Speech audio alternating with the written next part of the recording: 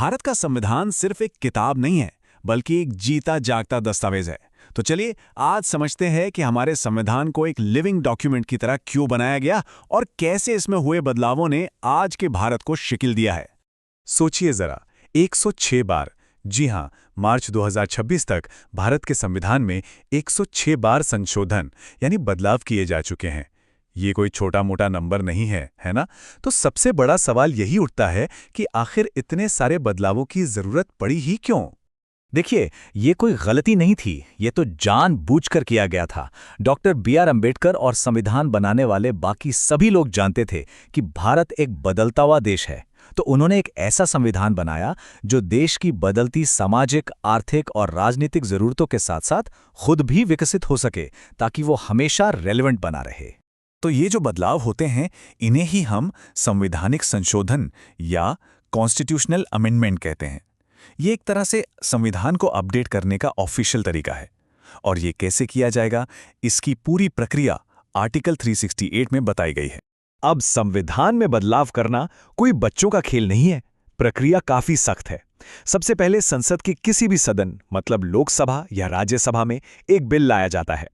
फिर उसे दोनों सदनों में स्पेशल मेजॉरिटी से पास कराना होता है। और अगर बदलाव ऐसा है जो राज्यों पर भी असर डालेगा, तो कम से कम आधे राज्यों की विधानसभाओं से भी मंजूरी लेनी पड़ती है। आखिर में जब राष्ट्रपति उस पर अपनी सहमति दे देते हैं, तब जाकर वो एक कानून बनता है। मतलब ये पक्का किया जाता है कि कोई भी बड़ा बदलाव सबकी सहमति से ही हो। तो चलिए कहानी की शुरुआत में चलते हैं। जब भारत नया नया आजाद हुआ था, तो उसके सामने दो बहुत बड़ी चुनौतियां थीं। एक तो जमीन का बंटवारा और दूसरा देश की सीमाओं को ठीक से बनाना। उस समय की सबसे बड़ी मुश्किल थी जमीन। अंग्रेजों के जमाने से एक जमींदारी सिस्टम चला आ रहा था, जहां देश की ज्यादातर जमीन कुछ गिने चुने लोगों के पास थी।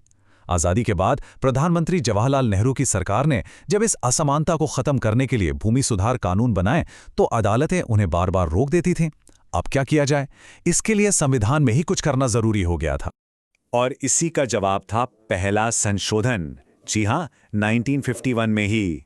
इसके जरिए सरकार को पिछड़े वर्गों के लिए खास इंतजाम करने की पावर मिली।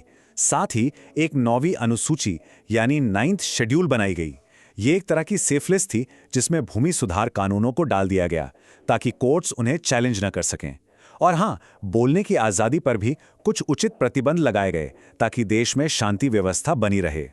अब जमीन की समस्या तो एक तरफ थी, दूसरी बड़ी चुनौती थी देश के नक्शे को ठीक करना। उस वक्त Bharat part A, B, C, D जैसी अजीब सी कैटेगरी में बटा हुआ था। सोचिए कितना कंफ्यूजिंग रहा होगा।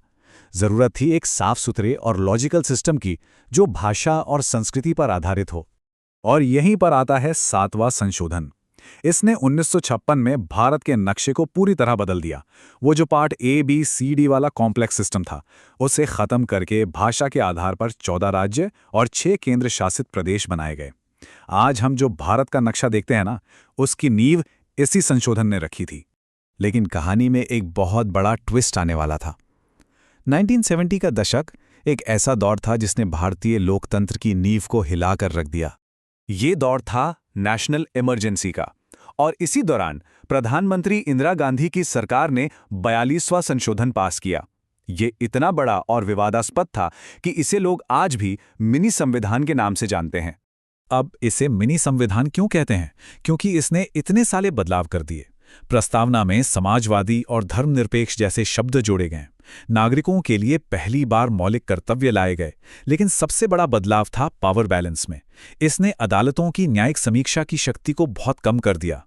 मतलब सरकार के बनाए कानूनों पर सवाल उठाने की कोर्ट की ताकत लगभग छीन ली गई और सारी पावर एक तरह से सरकार के हाथों में सिमट गई।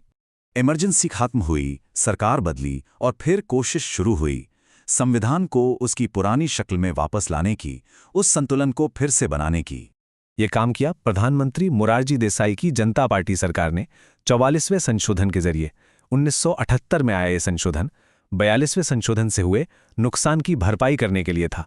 यह दिखाता है कि संशोधन की प्रक्रिया सिर्फ बदलने के लिए नहीं, बल्कि चीजों को ठीक करने के लिए भी इस्तेमाल हो सकती है। तो देखिए कैसे 44वें ने 42वें के असर को पलटा। जहां संसद का कार्यकाल 6 साल कर दिया गया था, उसे वापस 5 साल किया गया। इमरजेंसी लगाने की वजह आंतरिक अशांति से बदलकर सशस्त्र विद्रोह कर दी गई ताकि इसका गलत इस्तेमाल ना हो। और सबसे जरूरी, सुप्रीम कोर्ट और हाई कोर्ट की छीनी हुई ताकतें उन्हें वापस दी गईं। एक और बड़ा बदलाव हुआ, संपत्ति का अधिकार जो पहले एक मौलिक अधिकार था उसे सिर्फ एक कानूनी अधिकार बना दिया गया। तो क्या कहानी 1978 में ही खत्म हो गई? बिल्कुल नहीं। संशोधनों का ये सफर आज भी जारी है और ये आज भी भारत को आकार दे रहा है। बाद के सालों में भी कई अहम संशोधन हुए, जैसे 61वें संशोधन ने वोटिंग की उम्र 21 से घटाकर 18 साल कर दी, जिससे देश के करोड़ों नौजवानों को आवाज मिली। फिर 73वें और 74वें संशोधन ने पंचायतों और नगर पालिकाओं को ताकत दी, मतलब पावर को जमीनी स्तर तक पहुंचाया। 86वें ने शिक्षा को बच्चों का मौलिक अधिकार बना दिया और एकदम हाल ही में 126वें संशोधन ने लोकसभा और विधानसभाओं में महिलाओं के लिए सीटें रिजर्व की हैं। तो आप देख रहे हैं, भूमि सुधार से लेकर डिजिटल प्राइवेसी जैसे नए जमाने के मुद्दों तक ये संशोधन ही हैं जो पक्का करते हैं कि हमारा संविधान हमेशा एक लिविंग डॉक्यूमेंट बना रहे, एक ऐसा दस्तावेज जो भारत के लोगों की उम्मीदों और चुनौतियों के साथ लगातार बदलता रहे। और यही लगातार बदलने और खुद को बेहतर बनाने की क्षमता ही हमारे संविधान की सबसे बड़ी ताकत है। और ये हमें एक बहुत ही दिलचस्प सवाल पर लाके छोड़ता है, भविष्य में कौन सी नई चुनौतियां जैसे कि क्लाइमेट चेंज या आर्टिफिशियल इंटेलिजेंस हमारे इस जीवित संविधान को एक बार फिर बदलने पर मजबूर करेंगी।